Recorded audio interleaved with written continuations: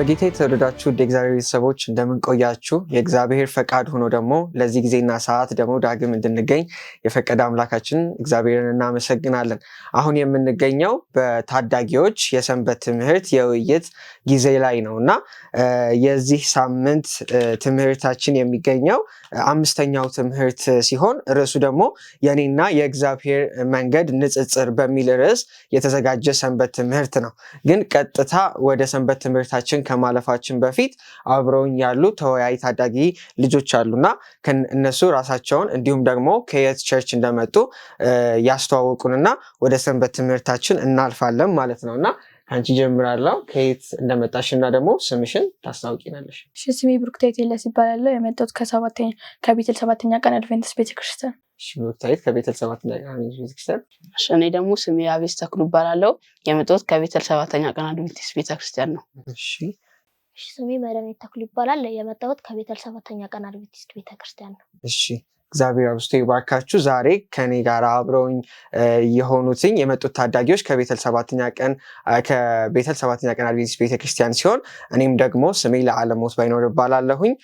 እኔም ከቤተል 7ኛ ቀን አድቬንቲስት ቤተክርስቲያን ነው የመጣሁትኝ ማለት ነው እና ቅድም እንዳልኳችሁ ርዕሱ የኔና የእግዚአብሔር መንገድ ንጽጽር በሚል ርዕስ የተዘጋጀ ነው እና ቀጥታ ወደ ሰንበት ትምህርታችን ከማለፋችን በፊት ጸሎት እናደርጋለን እና ከዛ በፊት ደግሞ የዚህ ሳምንት መሪ ጥቅሳችንን በማንበብ እንድንጀምር እፈልጋለሁኝ እና የዚህ ሳምንት ጥናት መሪ ጥቅሱ የሚገኘው የዮሐንስ ወንጌል 13 ከ33 ከ35 ባለው ላይ ነው። እንዲህ ይላል፣ ልጆች ሆይ ገና ጥቂት ጊዜ ከእናንተ ጋር ነኝ፣ ትፈልጉኛላችሁ። ለአይሁድም እኔ ወደምሄድበት እናንተ ልትመጡ አይቻላችሁም። አሁን ለእናንተ ደግሞ እላችኋለሁ እርስ በርሳችሁ ትዋደዱ ዘንድ እንደወደዳችሁ እናንተ ደግሞ እርስ በርሳችሁ ትዋደዱ ዘንድ አዲስ ትእዛዝ እሰጣችኋለሁ። እርስ በርሳችሁ ፍቅር ቢኖራችሁ ደቀ መዛሙርቴ እንደሆናችሁ ሰዎች ሁሉ በዚህ ያውቃሉ ይለናልኝ። ጸሎት በማድረግ እንጀምራለን። እንጸልይ ከኔ ጋር። በዘላለማዊ ፍቅር የወደድከን አፍቃሪ ቸርና ሕያው የሆንክ አምላካችንና አባታችን ሆይ ደግሞ ፈቃዱ ነው ለዚህ ጊዜና ሰዓት እንድንገኝ ስለፈቀድክ እጅግ አድርገን እናመሰግንሃለን። እግዚአብሔር ሆይ ደግሞ ውይይታችንን በምንጀምርበት ጊዜ በመካከላችን አንተ አስተማሪያችን ሆነ እግዚአብሔር ሆይ እንድታስተምረን ለእኛም እንዲሁም ደግሞ ጌታዬ ለሚመለከቱት መባረክ እንዲሆን እግዚአብሔር ሆይ እንጸልያለን። ስለ ሁሉ ተመስገን። በጌታ በኢየሱስ ስትል ስማን፣ አሜን። እሺ፣ ወደ ቀጥታ ወደ ዛሬ ትምህርታችን እናልፋለን።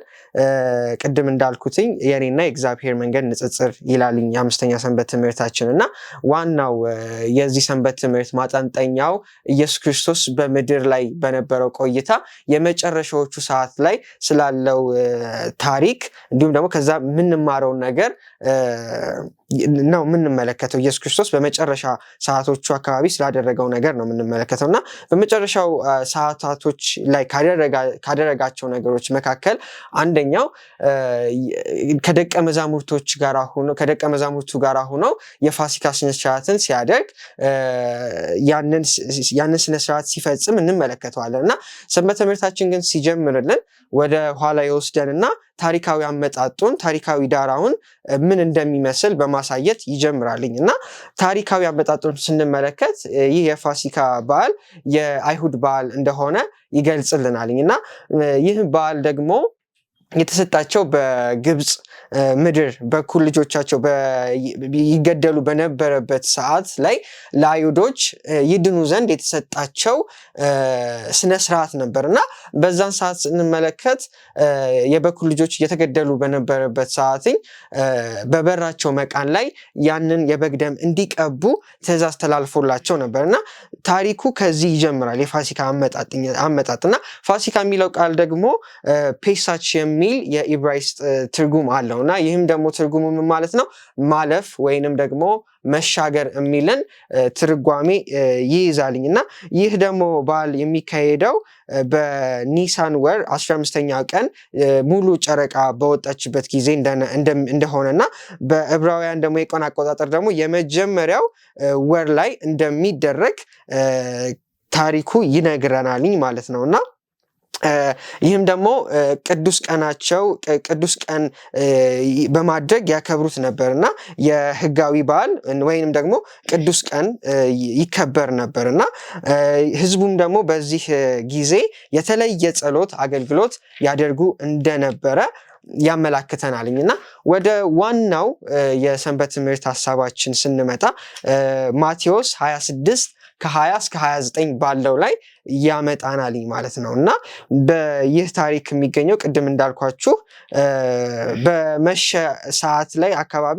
ኢየሱስ ክርስቶስ ከ12 ደቀ መዛሙርቶቹ ጋራ ያደረገውን ሁኔታ ነው የሚገልጸንና በዚህ መሃል ኢየሱስ ምን ይላቸዋልኝ? እውነት እውነት እላችኋለሁ በዚህ መሃል ከናንተ አንዱ እኔን አሳልፎ ይሰጠኛል ይላቸዋልና በዚህም ሰዓት ምን አይነት ስሜት ይሰማቸዋል? እነሱ በጣም የድንጋጤ ስሜት ይሰማቸዋልና እሱ ሲከተሉት ቆይተዋልኝ እና እኔ ሆንን እያሉ ይጠይቁትኝ ነበርና ግን ከዚህ በኋላ እኔ ከምቀጥለውም እናንተ ደግሞ ሐሳብም ደግሞ እንድትሰጡኝ ከዚህ በኋላ የሚመጣው ነገር ምንድነው? ኢየሱስ ክርስቶስ እኔን አሳልፎ የሚሰጠኝ በመካከላችሁ አለ ሲላቸው ምን አይነት ስሜት ነው የተሰማቸው የሚለውን እንጀምራለንና ናቲ ወደ አንተ መጣና እስቲ ምን አይነት ስሜት ነው ሲሰማቸው የነበረው እና እኛም ወደዚህ ስናመጣው ኢየሱስ ክርስቶስ በእነሱ በደቀ መዛሙርቶቹ ቦታ እንኳን ብንሆን ኢየሱስ ክርስቶስ ለኛ ቢነግረን ከናንተ መካከል አንዱ ይክደኛል ቢለን ምን አይነት ስሜት ነው የሚሰማቸው ብለህ ታስባለህ ናቲ? እና ይህን ነገር ሲናገር በዛን ጊዜ አብዛኞቹ እኔ ሁን ብሎ ጥርጣሬ የፈጠረባቸው ይመስለኛል እና እኔ ሁን አሳልፌ ሰጠው እያሉ ሲጠራጠሩ እንደነበረ እና እጅግም አዝኖ ነበር ይላልና እና ከዛ በኋላ የተፈጠረው ምን አደረገ? ኢየሱስ ክርስቶስ ማስታወሻ የሆናቸው ዘንድ ምን አደረገ? እንጀራም ቁርሱ ሰጣቸው ይላል። እንጀራም ቁርሱ ሰጣቸው፣ እንኩ ይሄ ስጋዬ ነው አላቸው። ደምም ወይንም ቀርቶ እንደሰጣቸው እንኩ ይሄንም ጠጡ፣ ስለ ብዙሃን የሚፈሰው ደሜ ነው፣ ስለ ብዙሃን ኃጢአት የሚፈሰው ደሜ ነው እያለ ሲናገራቸው እንደነበረ እና ኢየሱስ ክርስቶስም ይህን ነገር በተናገረ ጊዜ አብዛኞቹ እኔ ሐዘን የፈጠረባቸው ጥርጣሬ እኔ ሁን ብለው ሲጠይቁት እንደነበረ ራሱ ማቴዎስ ምዕራፍ 20 ከቁጥር 26 አካባቢ ይናገር እንደነበር ይገልጽልናል ማለት ነው። እግዚአብሔር አብስቶ ይባርክ እና የድንጋጤ ስሜት ፈጥሮባቸው ነበረ ማለት ነው እና በዚህም መካከል ኢየሱስ ክርስቶስ ምን አለ? እሱ በወጭቱ እጁን የሚሰድ እሱ ይሆናል ብሎ ሲናገር ነበር እና በዚህም መካከል ደግሞ የእሱ ደቀ መዛሙርት ከነበሩት መካከል አንደኛው ማን ነበረ? ይሁዳ ነበር አይደለ? ይሁዳ ምን ይላል? እኔ ሆን ሲል ኢየሱስ ክርስቶስ የመለሰው ምላሽ ነበረ እና አንተ አልክ ሲለው እንመለከታለን እና ከዛ በኋላ ከዚህም ታሪኩ ሲቀጥል ደግሞ ምንን እናገኛለን? ኢየሱስ ክርስቶስ ምልክት የሆናቸው ዘንድ እና ማስታወሻም የሆናቸው ዘንድ ደግሞ ቅድም ወንድማችን ያቤጽ እንደተናገረው የሰጣቸው ነገር ነበረ። ያም ደግሞ ቂጣን አዘጋጅቶ ያንን ቆርሶ ሰጣቸው። ስጋዬ ነው ብሎ ያንን ስጋውን ሪፕሬዘንት የሚያደርግን ምሳሌ እንደሰጣቸው፣ ከዛም በመቀጠል ደግሞ ጽዋን አዘጋጅቶ ደግሞ ያንን እንደሰጣቸው፣ ያ ደግሞ ስለነሱ ስለኛ የሚፈሰውን ደሙን የሚወክል እንደሆነ ያመላክተናልኝ ማለት ነው እና በዚህም መካከል ደግሞ ይሁዳን እናገኘዋለን። ይሁዳ የኢየሱስ ክርስቶስ ደቀ መዛሙርት ተከታይ ነበር አይደለ? ግን ሲክደው እንመለከታለን። የካደውም ደግሞ ለምን ብሎ ነው? ለብር፣ ለገንዘብ፣ ለስልጣን ብሎ እንደካደው እንመለከታለን እና ይህ ለኛ ምን ያስተምረናል? አሁን ተመልሰን ስንመለከት እኛም በዕለት ተዕለት በዚህ በክርስትና ህይወት በዚህ ጉዟችን ላይ ኩራት፣ ገንዘብ፣ ስልጣን የሚባሉትን ነገሮች እንዴት ነው የምንመለከታቸው የሚሉትን ደግሞ እንድንመለከት እፈልጋለሁ እና እህቴ ብሩክታይት ወደ አንቺ ይመጣና ከዚህ ከይሁዳ ስህተት ምን ልንማር እንችላለን የሚለውን እስቲ ታብራሪልናለሽ? እሺ፣ ከይሁዳ ስህተት ምን ልንማር እንችላለን በሚለው ይሁዳ ምንድነው የፈለገው? ክርስቶስን አሳልፎ የሰጠው በጣም በጥቂት ብር ነበር። እናም ደግሞ ከሱ ልንማር የምንችለው ደግሞ ራስ ወዳድነት ምን ያህል ጥፋት ሊያስከትል እንደሚችል እና ደግሞ እንዴት ክርስቶስን አሳልፎ የሰጠበት መንገድ ደግሞ ክርስቶስን አሳልፎ የሰጠበት መንገድ ደግሞ ክርስቶስ በጥቂት ብር እና ክርስቶስ ራሱ ይሁዳ በጣም ራስ ወዳድ ከመሆኑ የተነሳ በጣም በሚያንስ ጥቂት ብር ነው ክርስቶስን አሳልፎ የሰጠው። ከሱ ደግሞ ልንማር የምንችለው ብር መውደድ ምን ያህል ዋጋ እንደሚያስከፍለን እንማራለን ማለት ነው። አሜን። እግዚአብሔር አብዝቶ ይባርክሽ። የይሁዳን አመጣጥ ለራሱ ስንመለከት ኢየሱስ ክርስቶስ ደቀ መዛሙርቶቹን እየመለመለ እየጠራ በነበረበት ሰዓት ይሁዳ አመጣጡን ስንመለከተው ተጠርቶ አይደለም የመጣው፣ በፍላጎቱ ተከትሎ እንደመጣም ይነግረናል። እና አንዱ አይምሮ ላይ የነበረው ነገር ምንድን ነበረ? ኢየሱስ ክርስቶስ በቃ ንጉስ ይሆናል፣ ከዛ በኋላ ስልጣንን ማገኛለው የሚልም ሐሳብና ዓላማ እንደነበረውም ደግሞ ነበረው በውስጡ እንደዛ አይነት ሐሳብ ደግሞ እንደነበረው እንመለከታለን። እና እርግጥ ነው ብሩክታይት እንዳለችው ገንዘብን መውደድ እንዲሁም ደግሞ ስልጣንን በልዩ ሁኔታ መውደድ ውድቀትን እንደሚያመጣ ከሁሉ የበለጠውን ደግሞ ኢየሱስ ክርስቶስን አጥብቀን መያዝ እንዳለብን እና ምድራዊ የሆነው ነገር ገንዘብ፣ ስልጣን፣ የተለያዩ አለን ብለን የምንመካባቸው ምድራዊ የሆኑ ነገሮች አላፊና ጠፊ እንደሆኑ መገንዘብ መቻል አለብን። ደግሞ ከእንደገና የይሁዳን ታሪክ ደግሞ ስንመለከት ጥፋትን አጠፋ አይደለም? ጥፋትን ካጠፋ በኋላ ምንድን ነው ያደረገው የሚለውን ደግሞ ትልቅ ትምህርት ያስተምረናል ብዬ አስባለሁ አይደለ? ምን አይነት ውሳኔ ነው የወሰነው? ንስሐ ገብቷል እንዴ ይሁዳ የሚለውን ደግሞ እስቲ መድኃኒት ትነግሪናለሽ። እሺ፣ ይሁዳ ይሄን ጥፋት ካጠፋ በኋላ መልሶ በቃ ተውት ይቅርብኝ ሲላቸው ለጸሐፊያን ወይም ለፈሪሳውያን እምቢ እንዳላቸውና እሱም በዚህ እንትን ተጸጽቶ ራሱን እንዳጠፋና ንስሐ ሳይገባ ራሱ እንዳጠፋና ኢየሱስ ክርስቶስ እንኳን ንስሐ ቢገባ ይቅር በለኝ ብሎ ከልቡ ቢጸልይ ኖሮ ኢየሱስ ክርስቶስ አምላካችን መሐሪና ቸር ስለሆነ ይቅር ይለው እንደነበር፣ ግን እሱ ከይቅርታ የመጠየቅ ይልቅ ራሱን እስከ ማጥፋት ድረስ እንዳደረሰ ይሄ ትምህርት ያስተምረናል። አሜን። እግዚአብሔር ይባርክሽ። እርግጥ ነው ንስሐ አልገባም፣ ጥፋትን አጠፋ። እዛ በኋላ ብሩን ከተቀበላቸው ሰዎች ደግሞ ሄዶ ለመመለስ ራሱ ቢሞክር እነሱ ኦልሬዲ ዓላማቸው ተሳክቷልኝ፣ ኦልሬዲ በእጃቸው ገብቷል ኢየሱስ ክርስቶስ እና ያንንም አላሉትም። እሱ ሄደና ንስሐ ከመግባት ይልቅ ራሱን ማጥፋትን እንደወሰነ እንመለከታለን። እና ይህ ታሪክ አንዱ ከሚያስተምረን ነገር አንዱ የሰው ልጅ ሁሉ ኃጢአት ሰርቷልኝ፣ ግን ንስሐ መግባት ደግሞ ትልቁ አስፈላጊ እንደሆነ ያስተምረናል ማለት ነው። የይሁዳ ታሪክ ያስተምረናል።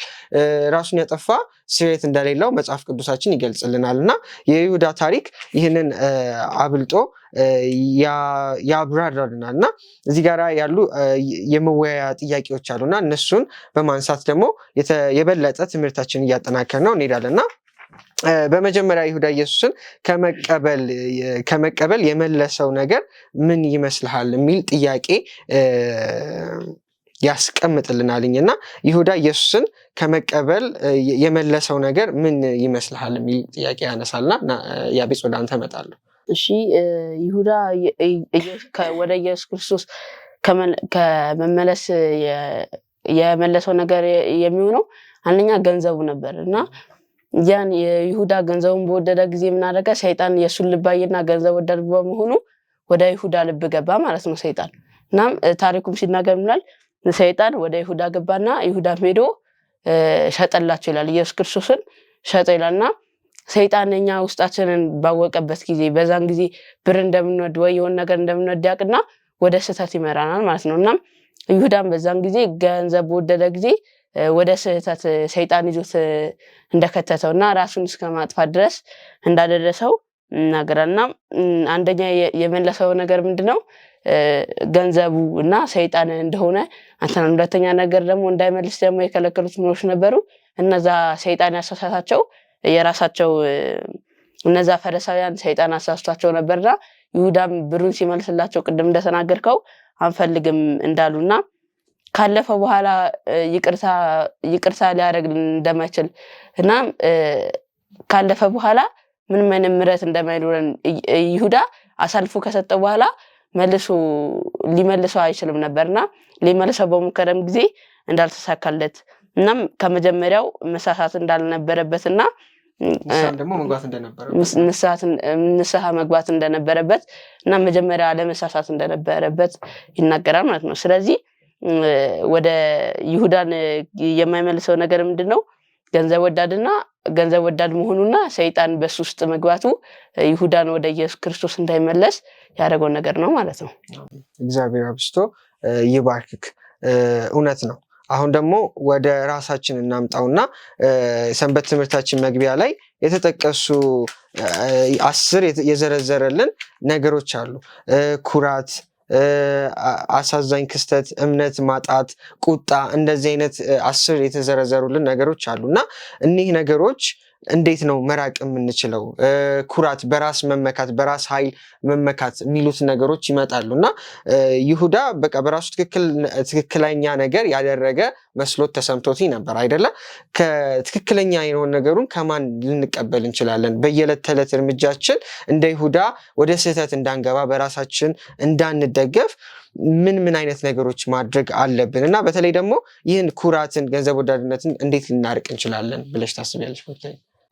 ኩራትን፣ ገንዘብ ወዳድነትን እንዴት ማራቅ እንችላለን በሚለው ሀሳብ ላይ መጀመሪያ ራሳችን ዝቅ ማድረግ አለብን። ከክርስቶስ ጋር ያለን ግንኙነታችን ማጠንከር አለብን። ከዛም በኋላ ኩራትን ማራቅ የምንችለው ከራሳችን ከሆነ ራሳችን ዝቅ ስናደርግ ማድረግ ያለብንና ማድረግ ያለባቸውን ነገሮች ላይ ተስናው ከዛም በኋላ ደግሞ ከኢየሱስ ጋር ያለን ግንኙነቶችን ከኢየሱስ ጋር በተለያዩ ሁኔታዎች ከእሱ ጋር ግንኙነት ማድረግ አለብን፣ በመጸለይ ቃሉን በማንበብ ከዛም በኋላ ደግሞ የራሳችን ኩራትን በመቀነስ እና ደግሞ በሱ መደገፍ እንዳለብን ከዚህኛው እንማራለን ማለት ነው። እግዚአብሔር ይባርክሽ። እኛም በዕለት ተዕለት እርምጃችን እንደነዚህ አይነት ስህተቶች በራስ መታበይ ስህተት ውስጥ እንዳንገባ የኢየሱስ ክርስቶስን ፈለግ ልንከተል ይገባናል። ኢየሱስ ክርስቶስን በምንመለከትበት ጊዜ በጣም ይጸልይ ነበረ፣ ወደ አባቱ በጣም ይተጋ ነበረ እና በጣም ትልቅ ትምህርት ያስተምረናል። እኛ አይደለ የእግዚአብሔርን ፈቃድ የምናውቀው ወደ እነዚህ አይነት ወደ ጥፋት መንገድም እንዳንሄድ የሚያደርገን ምንድን ነው? ከእግዚአብሔር የምንቀበለው ምሪት ነው። ያንን ደግሞ በጸሎት በይበልጥ ደግሞ ቃሉን ደግሞ በማንበብ ከቃሉ ጋር ያለንን ህብረት በደንብ በይበልጥ ከፍ በማድረግ ያንን ማድረግ እንዳለብን እና ደግሞ ከጥፋት መንገድ ደግሞ መራቅ እንዳለብን ይህ ታሪክ ያስተምረናል። እና በአጠቃላይ ከዚህ ታሪክ ከፋሲካ ስነስርዓቱ እንዲሁም ደግሞ በተለይ ደግሞ የይሁዳ ስህተት ጋር ተያይዞ ደግሞ ይህን ትምህርት ተምረናልኝ እና ብዙ ትምህርት ተምረናል ብዬ አስባለሁ። እኛ ተምረናል፣ እናንተም ደግሞ በዚሁ ደግሞ ተምራችኋል ብዬ አስባለሁኝ እና በዚሁ ደግሞ በተማርነው ትምህርት ደግሞ እግዚአብሔር በልዩ ሁኔታ ጸንተን እንድንኖር በእውነት ከራሳችን አልፈን እንዲሁም ደግሞ ለሌሎች ደግሞ እንድንተርፍ እግዚአብሔር እንዲረዳን ልዩ ጸሎታችን ሊሆን ይገባል። በየዕለት ተዕለት እርምጃችን ተማሪዎች በትምህርት ቤት በሚሄዱ ሰዓት፣ ሰራተኛ ስራ በሚሰሩ ሰዓት በእያንዳንዱ እርምጃችን የእግዚአብሔር ፈቃድ ምን እንደሆነ ማወቅ እንዲሁም ደግሞ ከስተት መንገድ ከጥፋት መንገድ ሰይጣን የተለያዩ ቀዳዶችን በመጠቀም እኛን ሊያጠፋን ሊያሰናክለን ይጥራልኝ። ይሁዳ እንደሆነው ይሁዳ ሰይጣን እንዳሳሳተው ይህ የብር ገንዘብን መውደድ ስልጣንን መውደድ ከምንም በላይ ጌታውን እስከ መሸጥ እንዳደረሰው እንመለከታለን እና ከእንደነዚህ አይነት ነገሮች ልንርቅ የምንችለው ከቃሉ ጋር ባለንበት እንዲሁም ደግሞ በይበልጥ መጸለይ እንዳለብን በደንብ አብልጦ ያስተምረናል ብዬ አስባለሁ እና ብዙ ትምህርት እንደተማራችሁ እናንተም እናምናለን። አሁን ደግሞ የምመጣው ወደ ያቤጽ ወደ አንተ ይሆናልኝ እና በመጀመሪያ ይሁዳ ኢየሱስን ከመቀበል የመለሰው ነገር ምን ይመስላል ብለህ ታስባለህ? ኢየሱስ ክርስቶስን ከመቀበል የመለሰው ነገር የሚመስለኝ ቢኖር አንደኛ ይሁዳ በጣም ገንዘብ ወዳድ ነበር። ከመጀመሪያውን ስንመለከተው ገንዘብ ወዳጅ መሆኑ ምን መንስኤ ያስከተለበት ሰይጣን ወደሱ እንዲገባ ገፋፋው ማለት ነው። ሰይጣን ገንዘብ ወዳጅ መሆኑን ባወቀ ጊዜ ወደ ይሁዳ ገባ ይላል ማለት ሰይጣን ወደ ይሁዳ ገባ ይላልና ወደ ይሁዳም በገባ ጊዜ ይሁዳን ኢየሱስ ክርስቶስን ለመሸጥ ተነሳሳ። ከዛም በኋላ ኢየሱስ ክርስቶስን ሸጠ ይላልና ይህ ምን ያመለክታል? ኢየሱስ ክርስቶስን ሸጥ የገፋፋው ምንድነው? ሰይጣን መሆኑን ያመለክታልና ገንዘብ ወዳጅነት ይሄን ዓለም የዚህን ዓለም ብልጭልጭ በምናይበት ጊዜ ምን ያመለክተናል? ወደ ዓለም ይገፋፋናል። ሰይጣን ይዞን ይሄዳል፣ ወደ ኃጢአት ወደ ጥፋት ይወስደናል ማለት ነው። እናም እንዳንመለስ ደግሞ ምን ያደርገናል? ጭራሽ ወደዛ ነገር ገብተን እንድንቀር። ይሁዳ ከዛ በኋላ ኢየሱስ ክርስቶስ ከሸጠ በኋላ ተጸጸተ ይላል። እንድንጸጸት ከዛ መልሰን እንድንጸጸት ሰይጣን ያደርጋልና ተጸጽተን ደግሞ ያን ነገር ለመመለስ እንደሚከብደን ይሁዳም ከዛ በኋላ ምን አድርጓል? አንተ እንዳልከው ሰይጣን ሄዶ እነዛን ፈሪሳውያን ብሩን አልፈልግም ይቅር ሲል አንድ ያርገዋል አይቻልም እንዳልከው ከዛ በኋላ ወደ እሱም ወደ ጥፋት ራሱን እንደማጥፋት ወደ ማጥፋት እንደሄደና ወደ ንስሐ ቢገባ ይቅር ይለው ነበርና የባሰ ተጨማሪ ኃጢአት እንዲሰራ ገፋፎ እነዛ ተጸጽቶ እነዛን ሲጠይቃቸው ባሉት ጊዜ ምን አደረገ? ራሱን ወደ ማጥፋት ወደ ተጨማሪ ኃጢአት ሄደ ማለት ነው። እና በዚህ ብድር ምን ማድረግ አለብን? ከሰይጣን መራቅ እንዳለብን እና መራቅ የምንችለው በምን አይነት መንገድ ነው ካላችሁ በጸሎት ተግተን በመጸለይ ኢየሱስ ክርስቶስ ራሱ ተኝተው ባገኛቸው ጊዜ ተነሱና ትጉና ጸልዩ ብላቸው ነበር። ወደ ፈተና እንዳትገቡ ትጉና ጸልዩ። እኛም ወደ ፈተና እንዳንገባ ምን ማድረግ አለብን? ተግተን መጸለይ እንዳለብን ከዚህ ትምህርት ያስተምረናል ማለት ነው። ስለዚህ ይሁዳን ወደ ኢየሱስ ክርስቶስ እንዳይመለስ ያደረገው ነገር ቢኖር ምንድነው? አንደኛ ሰይጣን ነው፣ ገንዘብ ወዳድነቱን አይቶ ወደሱ ስለገባ። ሁለተኛ ደግሞ ገንዘብ ወዳድ ነው። ገንዘብ ወዳድ ስለሆነ ሰይጣን በሱ ውስጥ ገባ ማለት ነው። ስለዚህ ይሁዳ በዚህ ምክንያት ወደ ኢየሱስ ክርስቶስ መመለስ አልቻለም ማለት ነው። እግዚአብሔር አብስቶ ይባርክ። በደንብ አድርገህ ገልጸኸዋል። እንዲሁም በይበልጥ ንስሐ ከመግባቱ ይልቅ ራሱን ወደ ማጥፋት ወደ ተጨማሪ ኃጢአት ስሬት ወደ ሌላው ኃጢአት እንዳመራው እግዚአብሔር የይሁዳ ታሪክ ይነግረናልኝ እና እዚህ ላይም ደግሞ ተጨማሪ ሀሳብ ደግሞ ካለ መድኃኒት ወደ አንቺ ይመጣለሁ። እሺ ያኔ ተጨማሪ ሀሳብ ያለው እምነት ማጣት የምንለው አንድ ሰው እምነት የሌለው አሁን በመጽሐፍ ቅዱሳችን የሚነግረን ያሰናፍጭ አይነት እንኳን እምነት ቢኖራቸው ይህን ተራራ ከዚህ ቦታ ወደ ሌላ ቦታ ተነስተ ሂድ ብትሉት ይሄዳል እንዳልና እኛም በመንፈሳዊ ህይወታችን እምነት መኖር እንዳለብን ከዚህ ትምህርት ይነግረናል ማለት ነው። እግዚአብሔር አብስቶ ይባርክሽ። እምነት ሊኖረን ይገባልኝ። ሁሉም በሚችል አምላክ በእግዚአብሔር ላይ ደግሞ መታመን እንዳለብን ሰንበት ትምህርታችን ራሱ ይገልጽልናል። ከኩራት ቅድም ይሁዳ ካለፈበት መንገድ ራሳችን ልናስመልጥ የምንችለው እምነታችንን በይበልጥ ከፍ በማድረግ በፊቱ ወደ መቅረብ ነው እና እዚህ ጋራ ደግሞ የማነሳው ጥያቄ ይኖራልኝ እና ወደኋላ ስንመለስ የፋሲካ ስነስርዓት ላይ ኢየሱስ ክርስቶስ ደሙን እና አካሉን የተጠቀመው እንጀራና ወይን የተጠቀመው ለምን ይመስላችኋል? የተጠቀመው ቂጣንና ከዛ በኋላ ደግሞ ጽዋን ወስዷልኝ እና ያንን የተጠቀመው ምንን ለመወከል ነው ብለሽ ደግሞ ታስቢያለሽ? በወቅታዊት እነዛን ነገሮችን እየወሰዳቸው ደሙ ያ ጽዋው ደሙን እንደሆነ እንጀራው ደግሞ የኢየሱስ ስጋው እንደሆነ ያሳያል። ምክንያቱም ክርስቶስ ሲሰቀል የፈሰሰው ደሙ ነበር እና ደግሞ እንጀራው ደግሞ ስጋውን የወጉትን ከዛም በኋላ ደግሞ ምንድነው የሚያሳየን? ይሄን ነገር ለማሳየት ይመስላል። ምክንያቱም ክርስቶስ ሲሰቀል ደሙ ይፈሳል፣ ሲመቱት ደግሞ እንደተወጋ እንጀራው ደግሞ ያን ነገር ያሳየናል። እንጀራው ደሙ ስጋው እንደሆነ ጽዋ ደግሞ ደሙ እንደሆነ ያሳየናል። እግዚአብሔር አብስቶ ይባርክሽ።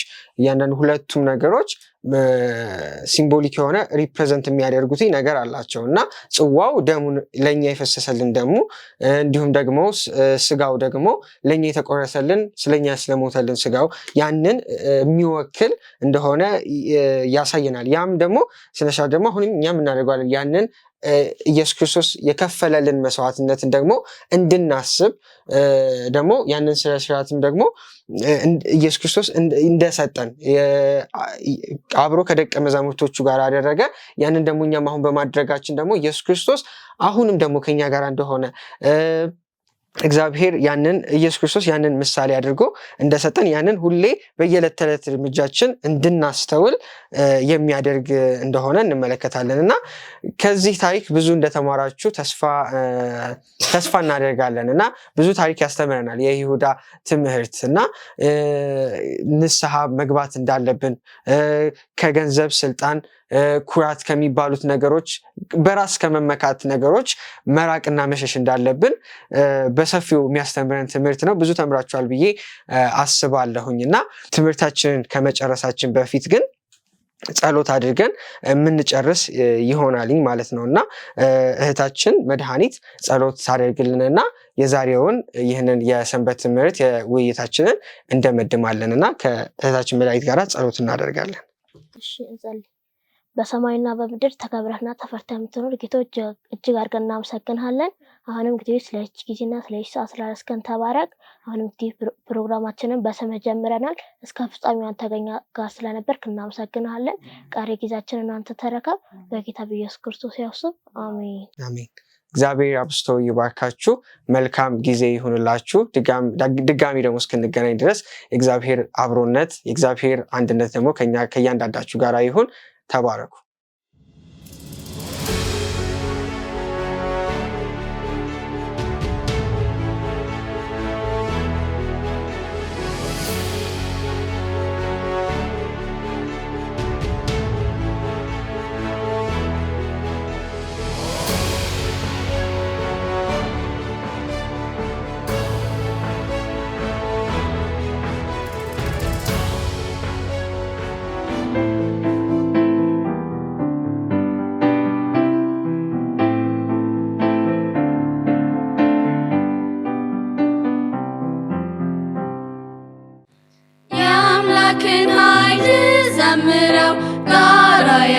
የሰራውን ባህርን የዘረጋውን ሰማይ ያረጋውን ፀሐይ በቀን ያወጣውን ሌሊትም ጨረቃን ከዋክብት ጨረቃም ደግሞ ያከብራሉ ቃሉን።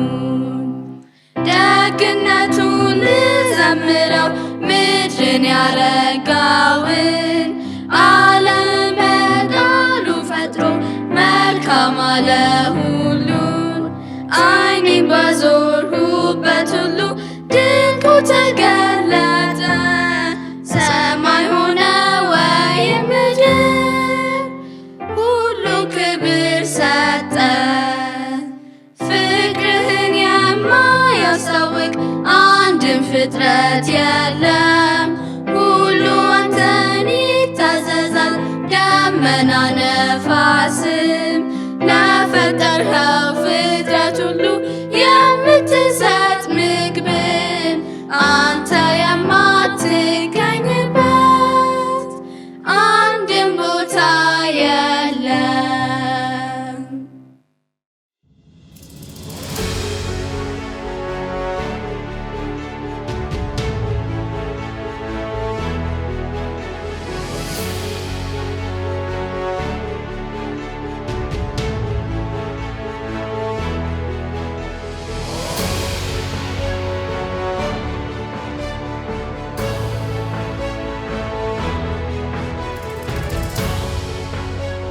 ሰላም ለእናንተ ይሁን ውድ ታዳጊዎች፣ በያላችሁበት የእግዚአብሔር ሰላም ፍቅር ይብዛላችሁ።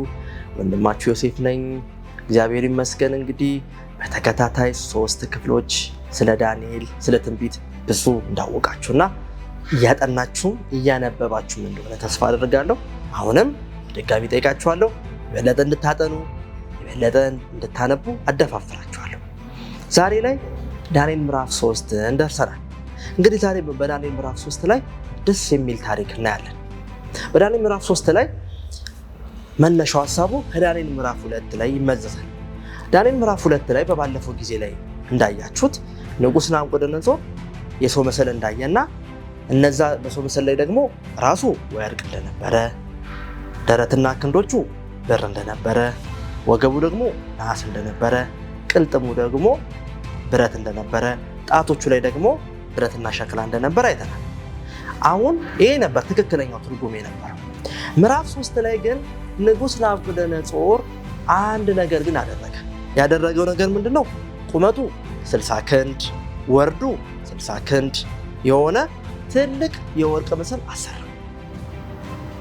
ሕልሙና ንጉሥ ያሰራው ምስል ግን ይለያያል። ለዳንኤል የነገረውና እግዚአብሔር ያሳየው እሱ አለ። እሱ ግን በራሱ አደረገ። ሙሉ ምስሉን የሰው ምስል አደረገና ወርቅ አደረገ።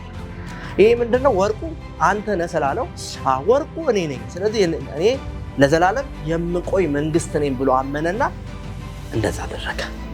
እንግዲህ አሁን እዚህ ጋር እንድትማሩ የምፈልገው ነጥብ አለ። ውድ ታዳጊዎች የራሳችሁ ህልምን እግዚአብሔር ካልሰጣችሁ በስተቀር እንዳታምኑ። የራሳችን እቅድ እግዚአብሔር ካልሰጠን በስተቀር እንድትቀበሉ እግዚአብሔር አይመክርም። አሁን ንጉሥ ናቡከደነፆር እግዚአብሔር ያሳየው መንገድ ይሄ ነው። ህልሙ ይሄ ነው ሲለው አይ እኔ አልፈልግም፣ ህልሙ ይሄማ አይደለም በራሴ ተረጉማለሁ ብሎ በራሱ የወርቅ መሰለ እንዳሰራ ይናገራል። ስለዚህ ስህተቱ ይሄ ነው። እግዚአብሔር እንደሚለው ቢከተል ነው፣ እግዚአብሔር እንዳለው ቢተረጉም ኖሮ ብዙ በረከት ያገኝ ነበር። ነገር ግን ንጉሥ ናቡከደነፆር ሊቀበል ግን ፈቃደኛ አልነበረም። ምን አደረገ? በትዕቢት በኩራት ምን አደረገ? ትልቅ የወርቅ መሰል አሰራ።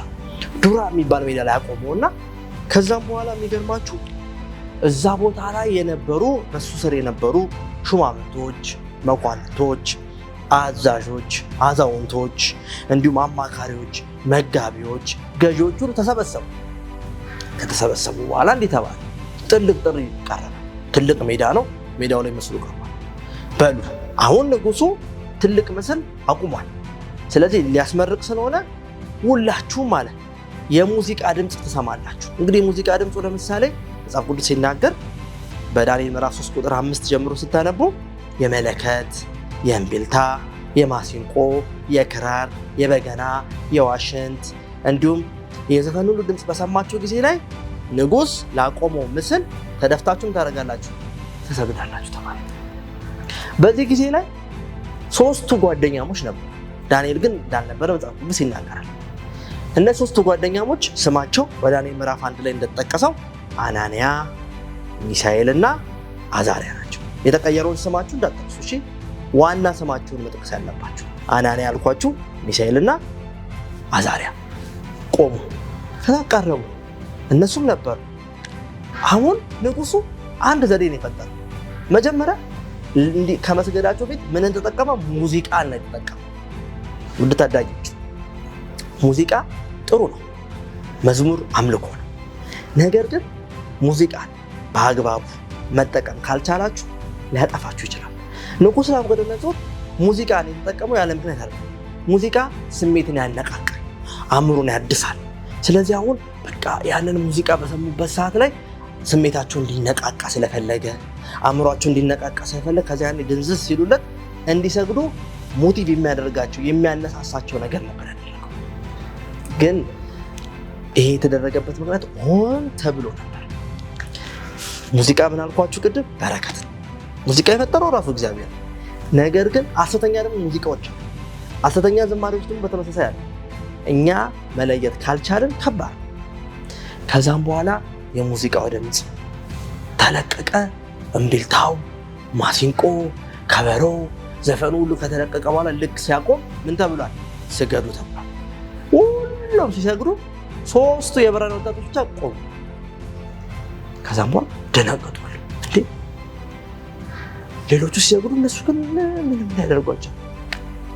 ከዛም በኋላ ሌሎች ሰዎች ነበሩና ሮጡና ወደ ንጉሱ ጋር ሄዱና ንጉሥ ሆይ 1000 ዓመት ንገስ ካሉ በኋላ አንተ ላቆምከው ምስል ያልሰገዱ 3 ወጣቶች አግኝተናል።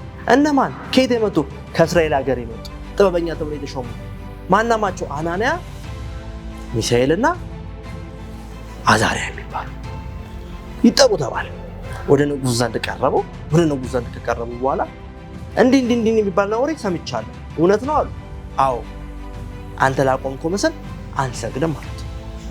ከዛ ቅጣት የሌለ እንዳይመስላቸው ምን አለ? እንዴ ካልሰገዳችሁማ እሳት እኮ አለ፣ እዛ ትሆኑ እሳት እዛ ውስጥ ነው የምትቃጠሉት አላቸው። እነሱ ግን ለእምነታቸው ቋሚ ስለነበሩ አልፈሩ። ምክንያቱም ለምንድን ነው ያልሰገዱት?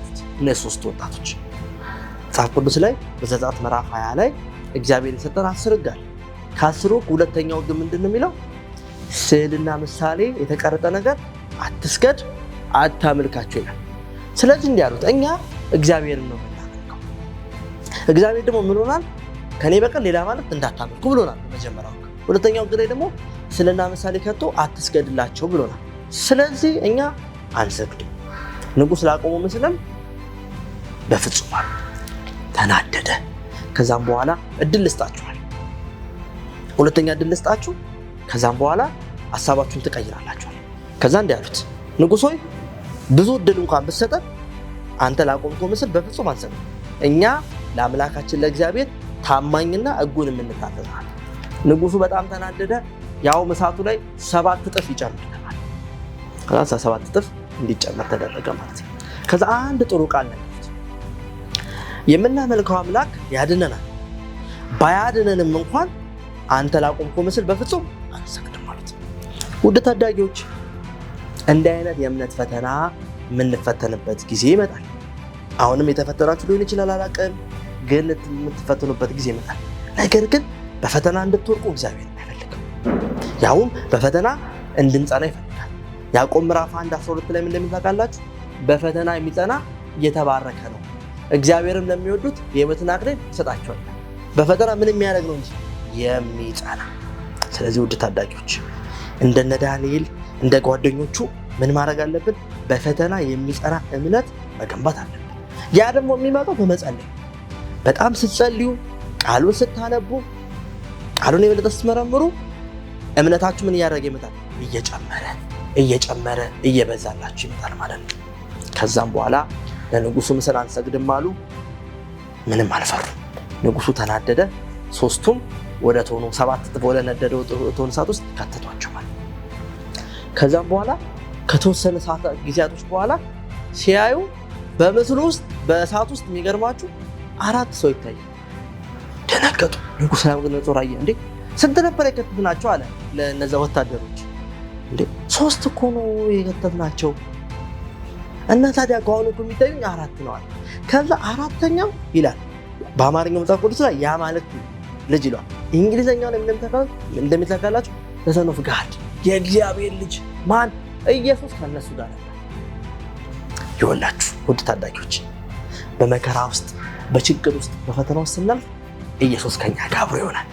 ከ3ቱ ጓደኛሞች ጋር የነበረው ኢየሱስ ነበር። እዛ ውስጥ ወክ ያደርጋል፣ ከዛ ውስጥ ያወራሉ። ኢየሱስ ለካ አብሯቸው ነበር፣ አብሯቸው እየጠበቃቸው ነበር ለካ። ከዛም በኋላ ተደነቀ። በቃ ይውጡ ተባለ። ከዛ ልክ ሲወጡ በጣም የሚገርመው ነገር አንድ አልተቃጠሉ፣ ፀጉራቸው አልተቃጠለ፣ ፊታቸው አልተቃጠለ። በጣም የሚገርመው ደግሞ ልብሳቸው ራሱ ጭስጭስ አልሸተተም። አሁን ለምሳሌ እኛ እሳት አጠገብ ብንቆም ልብሳችን እሽታላል፣ ጭስ ይላል። እነሱ ግን ልብሳቸው ጭምር አልሸተተም። በጣም የሚገርመው 3ቱን ጓደኛሞች የከተቷቸው ወታደሮች የእሳቱ ወላፈን ገሏቸው ነበር። እነሱ ግን ምንም እዛ ውስጥ ሲመላለሱ በፍጹም። ይሄ የሆነው በእነሱ ጥበብ በእነሱ ችሎታ አይደለም። እግዚአብሔር ምን ስላደረጋቸው? ስለጠበቃቸውና በክንፉ ስለጋረዳቸው። ከዛም በኋላ በጣም ተደነቀ። በጣም በቃ ሰርፕራይዝ ሆነ። እውነትም የእናንተ አምላክ ምንድን ነው? ትክክለኛ አምላክ ነው ብሎ ተናገረ ማለት ነው። ከዛም በኋላ በጣም የሚገርመው ንጉሥ ናቡከደነፆር ከዚህ በኋላ አምላካችሁ አምላኬ፣ ጌታችሁ ጌታዬ ይሆናል። ስለዚህ እናንተን ያዳነ አምላክ ለዘላለም የተባረከ ይሆናል። ከዚህ በኋላ የሚያድን አምላክ ከእናንተ ውጭ የለም። ከዛም እሱ ብቻ አይደለም ያደረገው። ንጉሥ ናቡከደነፆር አመነ፣ ጌታን ተቀበለ። እሱ ብቻ አይደለም፣ በባቢሎን ግዛት ሁሉ ይህንን ኢየሱስን እንዲያምኑ እንዲቀበሉ እና ሰዎች ሁሉ ጌታ ክርስቶስን እንዲቀበሉ ጥሪ እንዳቀረበላቸው ይናገራል። ውድ ታዳጊዎች በራዕይ ምዕራፍ 14 ላይ ዳር ስታነቡ ቁጥር 12 ጀምሮ ከቁጥር 9 ጀምሮ ስታነቡ ለአውሬውና ለምስሉ ይሰግዳሉ ይላል። እኛም በተመሳሳይ ሁኔታ ለእግዚአብሔር ሕግ ሳይሆን ለሰይጣን ሕግ እንድንታዘዝ የሚያስገድድ ሕግ ይመጣል፣ በግዴታ ማለት ነው። ያ ቀን ሲመጣ ግን ይህን ታሪክ ግን አስታውሱ። እሺ የዳንኤል ጓደኞች ታሪክ አስታውሱ። እሳቱ እንኳን ቢቆምም በፍጹም አንሰግድም ብለዋል። በእምነት ቆሟል። እኛም በመጨረሻው ጊዜ ላይ ለሰይጣን እንድንሰግድ ለሰይጣን ሕግ እንድንታዘዝ የሚያስገድድ ሕግ ይመጣል። ሆኖም ግን ይህን ታሪክ ግን አንብቡ። ይህን ታሪክ ስናስታውስ ግን እኛም እንደነሱ በእምነት እንቆማለን ማለት ነው። ስለዚህ ውድ ታዳጊዎች ይህንን ትምህርት አሁንም አንብቡት። የበለጠ እንድታነቡ የበለጠ ደግሞ እንድትመረምሩ በጌታ ፍቅር አደፋፍራችኋለሁ። ስለተማራችሁበት፣ ብዙ ስላወቃችሁበት፣ እንዲሁም ደግሞ የበለጠ ኢየሱስን በዚህ ቦታ ላይ ስለተመለከታችሁት እግዚአብሔር አብዝቶ ይባርካችሁ። ተባረኩ።